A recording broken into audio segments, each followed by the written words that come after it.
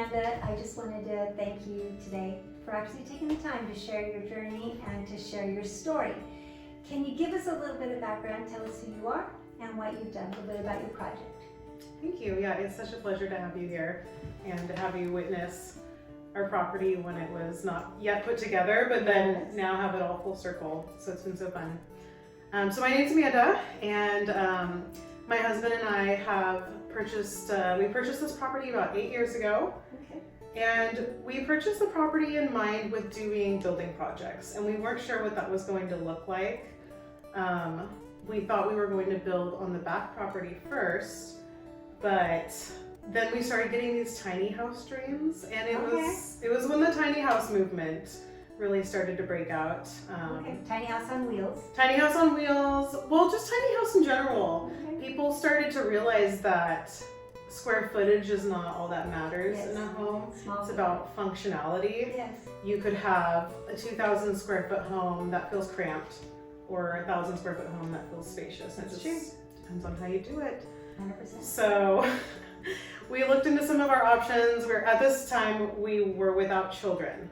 So the idea of going tiny was a little bit more enticing. Sure, of course. Yeah. And I do truly believe that you can do it with children, especially if you only have maybe one child and maybe they have an easygoing temperament, I don't know. But now that we have 2 children, it did shift the dream from a tiny house for us to a tiny house for others, for somebody else who's in a better stage of life where they'll be really comfortable here. Yes. Well, why don't you tell them a little bit about your property? So the property is comprised of 2 half-acre parcels that are back to back. So the deepest one being landlocked. And it's hard to explain it. You really have to see it for yourself. It's a large. It's really large, it's wide, it's deep. And so the furthest part of the property is where our livestock live right now. And that's what I was going to ask you. So do you live in the city or the county? We live in the county. We live in a county island, to be specific. It's the Old Fig Garden area. So you live in a main central location. It's not central. On the outskirts. We've convinced ourselves that we're country dwellers because our property allows us to pretend that we are. Yes, but if people knew the cross streets of where you live, they would think that you live in the city. They're either a little perplexed or they just don't get the grand scope of what we're trying to share. So we always have people come here and they're always shocked. So you're very close to everything, really. We're close to everything, freeway access, Whole Foods. We like to walk to the farmer's market. Love that. And just walks in general, right? Yes. Christmas Tree Lane is about, I think we're about 4.5 blocks east. It's all fun. Speaking of livestock, what do you have here? Well, that's always changing, but we always have goats and hens. So we had new baby goats, Nigerian dwarves, they're a little miniature variety. They were born in the middle of this construction process. Okay. And we had 4 babies and 1 mama, and now we've rehomed some of them. We found them some really nice homes so that we can enjoy having goats, but with guests here, they don't have to listen to 5 goats crying out for hay in the morning. Yes. So do you have chickens? We have 15 hens. And they provide a steady stream of eggs for ourselves and our guests, which is something that we're really excited to offer. We feel like that really sets apart the experience and just really makes it feel like you're in the country once again. Yes, it's wonderful. It's got a great home feel and very much definitely a country feel for sure. So tell us about your project. When you were trying to take a look at what you wanted to build, did you have an idea of the max size that you wanted to put on your property? Because you have plenty of space. Well, it's really evolved through the years. So initially we thought that we would have to do 340 square feet. And my husband, he has an architecture background. He actually designed a whole tiny house. And then we got pregnant.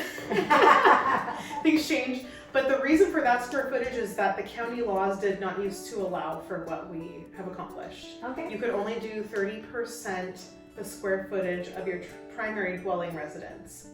And things have totally changed. They've totally changed. Even though we have this huge lot, our primary house is probably one of the smaller ones on the block. So it allowed for an ADU, that would be exceptionally tiny, like almost micro tiny home. Right. Smaller than what you were wanting to be. Mm-hmm. Okay. So things really came about at the perfect timing. We were in a better place, done having kids. The laws had changed. Suddenly, prefab innovations existed, and we found ourselves being able to, tack on an extra 100 square feet than we thought we'd be able to. Yay. And So what did you get inside of your square footage? What do you have inside of this home? Great question. We have a really expansive living room. I do believe it feels so expansive in here. And so that we have our full kitchen. It's got everything you want. We have our dining bar Yes. that looks out onto the patio. We have room for a good sized couch. Yes, you do. We have a whole Murphy bed wall that we built with bookcases, a fireplace insert. Right in the main living room. In the main living room. We even snuck in a little desk there. That was fun. I love it. It looks beautiful. And even if we didn't have a separate bedroom, which we do, we have a separate bedroom, this alone plus the bathroom Yes. would It could have been a beautiful allow. studio, right? Yeah, this would allow for 100%. someone to stay here really comfortably. But you do have a bedroom. We have a bedroom. It's 10 by 10, and playing around with that before we were actually in the space, we didn't think we'd be able to fit a queen bed like front and center. Right. We thought it'd be too much like inching around it. Right. And it's actually really comfortable in I there. think it's just fine. It Yeah. does. It's not. Some people say you have to have a king. I don't believe that. I don't know if you can have a king in here. Well, Maybe you have to pick and choose with tiny. Yes. So you say, oh, I'll have a king bed, but I won't have a dresser. Or yes. No, it feels beautiful in there. And how big is this Murphy bed? the Murphy's a full size bed. Okay. We probably could have done queen. So somebody Well- doing this unit could do queen. Yes. But like I said, we wanted the bookcases, we wanted No, it's perfect. the desk, and I love one of the things works. that you did in the bookcase. So what did you add into the bookcase for just atmosphere? the fireplace insert. It's darling. It's fun. It was kind of something that we wanted, but wasn't a necessity. Yes. And so we built this all, and then we found a fireplace insert that was the exact dimension. So Perfect, and it it's just worked out real great. So you had your first guest spend the night. We've had 2 guests. And how did you set it up for when they came? Well, our second guest arrived in the evening, and it's December, so we got the place decorated for Christmas, Yes. and I just love setting the ambiance. Yes. So we had the twinkling lights out front, we had the fireplace insert on, then a lamp for extra lighting, but keeping the lighting low and moody. And then I did some gingerbread muffins that's the nice thing about a tiny house. When I baked them in my primary house, you didn't smell anything. Right. The house was too big. But in here, the aroma just filled the living room. Beautiful. And Yeah. so I can only imagine that they stepped in and felt really special from those touches. Yeah, I'm sure it was amazing. So I have a question about how you feel about a washer dryer unit. Do you feel it's essential, or do you feel it's take it or leave it? It depends on what you're doing with the unit, but it's hard to imagine it not being essential, because even if you're using this structure for a reason where you wouldn't need that, at some point you may. Right. And then at that point it's too late. If you haven't accommodated space or ducting for that would be, a little bit of a miss. So how big of a unit did you elect to put in your washer dryer unit area? Can you reframe that? Well, did you use small stacking, like a small single unit, or a full size stacking? It's a full stacked unit, an LG wash tower. I'd already had my eyes on those for our main I think house, it's perfect. and Yes. it fit perfectly. In the future, if that breaks down, I might consider one of those ones that do the washing and the drying. When I looked into those, I didn't see great reviews. They don't have But- ductless. You know why? It's because most of them are ductless, and they're for homes that you Okay. put them in a small apartment, and they take like 4 or 5 hours just to do Oh, wow. the dry cycle, because they have Really? to do it really low. Yes. That makes sense. I think what you put in, because you do have the ability for ducting, for all the water and everything else, it's amazing. And it'll make it easier for when anybody's trying to do wash after somebody leaves. So you Right. don't have to do, a bunch of loads or whatever. So I think you did a great job as far as what you chose. One of the features that I love that you have in this house, you have to tell us about. Your ceiling is especially beautiful. How did you end up with such a gorgeous ceiling? It's funny because in the rendering that we saw from the Prefab Innovation site, there was a wood ceiling, and so I just thought it came with the unit. And I said wood ceiling, and it was like, what wood ceiling? And I realized that was just inspiration, but it sparked interest. It's beautiful. And then I thought, well, we're already going to be building most of the furniture by hand using local Sierra bark beetle wood that has the blue grains and kind of some of the like damage from the beetles, which is aesthetic. Yeah, it's beautiful. And might as well just tie that in everywhere. So the ceiling is bark beetle wood. It's got the bluish gray grain. And then we did that with the dining bench. It's beautiful. And then for the bathroom vanity, we made that out of the same wood. And then the fence out here. So that's great. It's all tied in, and it's part of what we have locally, right? Yeah. So there's a real special feel, definitely with that. Tell us about the process. So if you're going to build a prefab unit and bring it onto your property, what came first? What was the first step in getting things ready for that? Practically or financially? No, practically, physically. What did they have to do to your property to get it ready? Oh, yes, trenches. Always trenches. Why would they need a trench? Well, because it's really great to have water and sewage. And a lot of people don't know that. And, yes, because this is truly like building a home, any home. It is. Right? It's a home. Yes, it is a home. And the method's a little different, but you get the same product in the end. Yes. So first is the trenching. They have to bring in the sewage, the sewer water, electrical. Do they run that from the street or from your house? You have some options. Not that you have the option, but that depending on the placement of your own utilities, what their capacities are, you're going to be steered in one direction or the other. Okay. So I believe we did do all tie-ins from our current utilities. Yes. We had the capacity for that. The locations were good. And so 2 different trenches were done. We had the plumbing and the water. Well, so, for going in and going out. Yes. That was the first trench, and then the electrical trench was entirely separate. Okay. The really nice thing about the electrical trench was that we snuck our own conduit and wiring in there.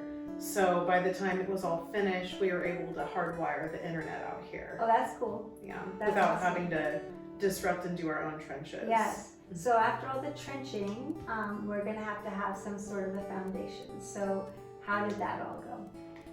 Well, that all went very quickly once it actually started moving, Okay. There's all the groundwork prep, there's waiting for the county to give you the go-ahead, but then all of a sudden it just happens in like 2 days. Wow. And you have a full foundation, and our kids got a little handprint on the side. Oh, what a great memory. Yeah, it was just really exciting. Everything Wow. had led up to that point. I could just see it coming together at that point. It felt real, like, oh, this is really happening. This is happening. Yes. So then at that point, at some point after that, you're actually going to have the structure. So the difference between a prefab unit is it's built off-site and then brought onto your site, so you're not having all the different contractors in building by hand. So what was it like when they actually pulled your unit, and you could actually see it coming down the road?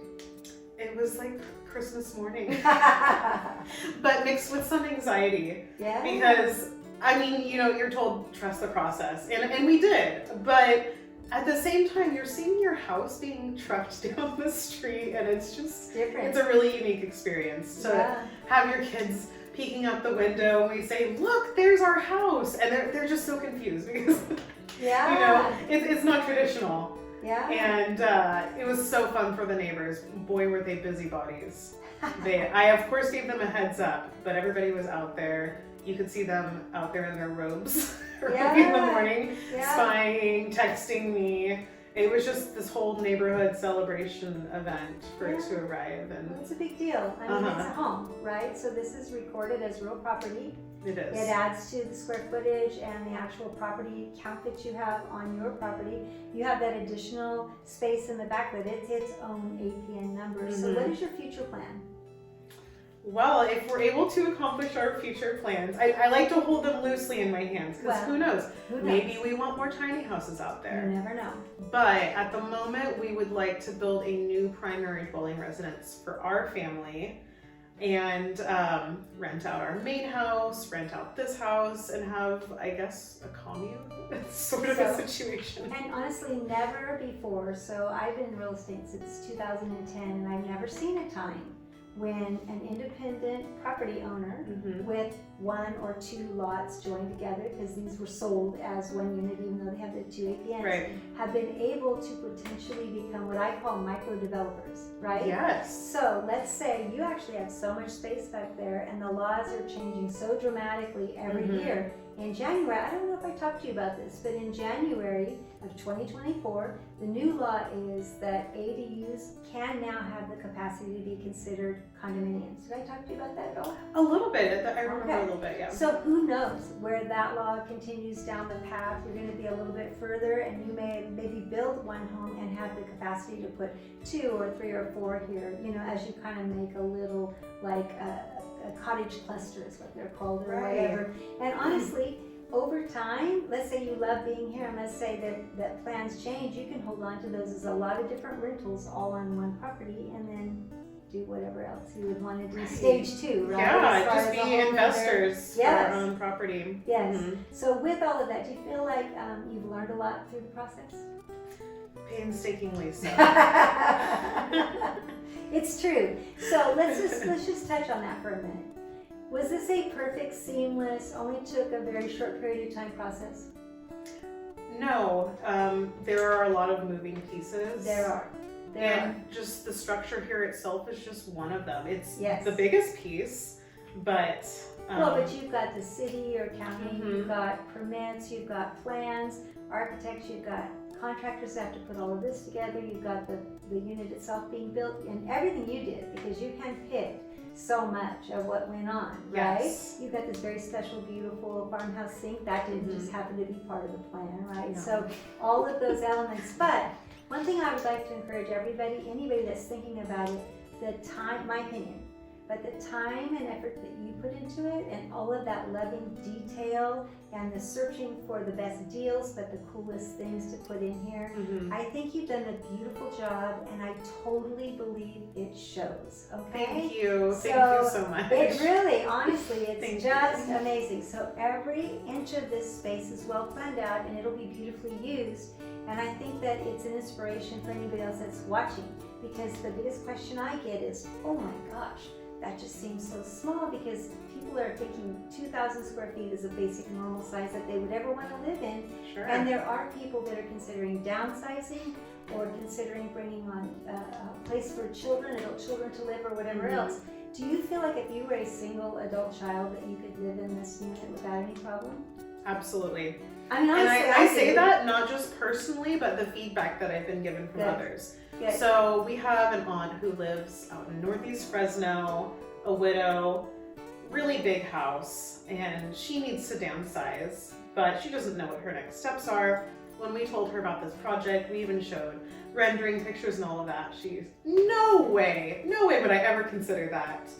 And as she stepped in here, she was moved to tears at just how it all, because she watched us go through everything we had to go through on our That's a end to lot. make Yes. all the things that we needed to make happen Yes. alongside what Prefab did. And she was really moved and she said, I cannot believe how spacious it feels. I would absolutely live here. So there you go. And that's what people, that's that common thing that happens, right? You get them inside of the units. And then especially when they see you can trick them out, they're just beautifully done. Yeah. Before we finish, I want you to talk about just a couple of little special things you did. Like, how many burners do you have right here? 2 burners, 1 medium, 1 small, and is this a full-size oven? Or no, is this a little bit this little smaller? cutie, oh, I can't open it right here, but I had to order like on Amazon. I just measured out, and I was able to find hands that fit. And you don't need the humongous, right? So this No. is a nice, it's an oven. You're not gonna make a Thanksgiving meal in here. No. Well, you could. You could. You could if you plan it out. Yes. And then your dishwasher, is it a full-size big dishwasher? No, but it fits almost everything that needs to be washed in a dishwasher. And it doesn't And take it up doesn't. all the space here. And it has nice little features, like a little fan that will run in case you forget to unload your dishwasher. It'll run the next day just to make sure that there's no condensation. Well, that's cool. It's fancy. It works very well. So you have a dishwasher, a stove, an oven, a very big sink. You've got literally everything anybody would need. Yes. Anyway, so that's it. Thank you, Amanda. Totally Thank you, appreciate Steph. your time. And you did. I want something to eat.